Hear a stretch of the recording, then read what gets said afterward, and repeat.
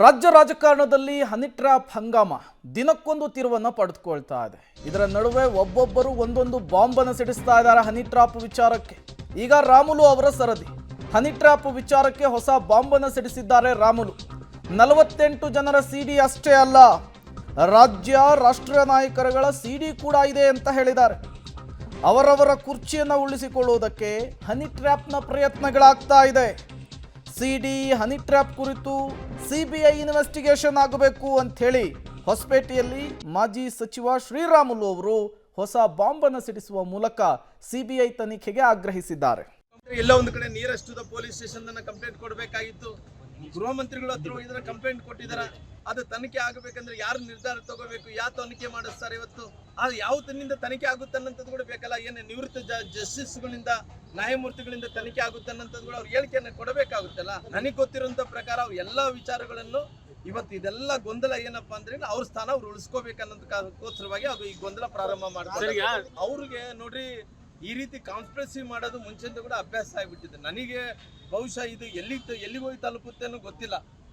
ಇವತ್ತು ಸುಮಾರಾಗಿ ಈ ರಾಜಣ್ಣವ್ರು ಹೇಳ್ತಾ ಇರೋ ಪ್ರಕಾರ 40 ಮಂದಿ ಪ್ರಮುಖರ ಮೇಲೆ ಈ ರೀತಿ ಸಿಡಿಗಳು ಪೆನ್ ಡ್ರೈವ್ಗಳು ಇದಾವೆ ಅಂತೇಳಿ ರಾಜಣ್ಣವ್ರು ಹೇಳ್ತಾರೆ. ಅದೇ ತರ ಸತೀಶ್ ಜಾರಕಿಹೊಳಿ ಹತ್ರ 400 ಮಂದಿ ಹೇಳ್ತಾ ಇದ್ದಾರೆ. ಆ 400 ಮಂದಿದಲ್ಲಿ ರಾಷ್ಟ್ರೀಯ ನಾಯಕರು ಕೂಡ ಇದಾರ. ರಾಷ್ಟ್ರೀಯ ನಾಯಕರು ಕೂಡ ಇವತ್ತು ಹನಿ ಟ್ರ್ಯಾಪ್ ಅಲ್ಲಿ ಪೆನ್ ಡ್ರೈವ್ ಅಲ್ಲಿ ಇದಾರ ಅನ್ನಂತ ಮಾತನ್ನ ಅವ್ರು ಹೇಳಿದಾರ. ಇದು ಯಾರ್ಯಾರು ಪೆನ್ ಡ್ರೈವ್ ಇದೆ ಅಂತೇಳಿ ಯಾರಿಗೆ ಗೊತ್ತಿಲ್ಲ. ಇದ್ರನ್ನೇ ಏನನ್ನ ಬಂಡವಾಳನ ಹಾಕೊಂಡು ಅವ್ರು ಏನನ್ನ ಅವ್ರ ಕುರ್ಚಿಗಳೇನನ್ನ ಭದ್ರತೆ ಅಂದ್ರೆ ಗ್ಯಾರಂಟಿ ಮಾಡ್ಕೊಳ್ಳೋ ಸಲುವಾಗಿ ಈ ರೀತಿ ಕಾನ್ಸ್ಪಿರಸಿ ಮಾಡ್ತಾ ಇದಾರ. ಅದನ್ನ ಸುಳ್ಳ ನಿಜ ಆಗ್ಬೇಕಾದ್ರೆ ಇದು ತನಿಖೆ ಆಗ್ಬೇಕನ್ನಂತ. ಈ ರಾಜಣ್ಣ ಅವರು ಅಧಿವೇಶನದಲ್ಲಿ ಹನಿ ಟ್ರ್ಯಾಪ್ ವಿಚಾರವನ್ನು ಪ್ರಸ್ತಾಪಿಸಿದ್ದೇ ಆಡಿದ್ದು.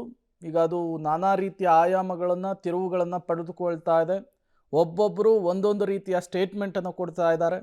ಈಗ ಶ್ರೀರಾಮುಲು ಅವರ ಸ್ಟೇಟ್ಮೆಂಟನ್ನು ಕೂಡ ಗಮನಿಸಿದ್ರಿ. ಬರೀ ರಾಜ್ಯ ನಾಯಕರು ಮಾತ್ರ ಅಲ್ಲ, 48 ಶಾಸಕರು ಮಾತ್ರ ಅಲ್ಲ, ರಾಷ್ಟ್ರ ನಾಯಕರನ್ನು ಕೂಡ ಹನಿ ಟ್ರ್ಯಾಪ್ ಮಾಡುವಂತಹ ಕೆಲಸ ಆಗಿದೆ.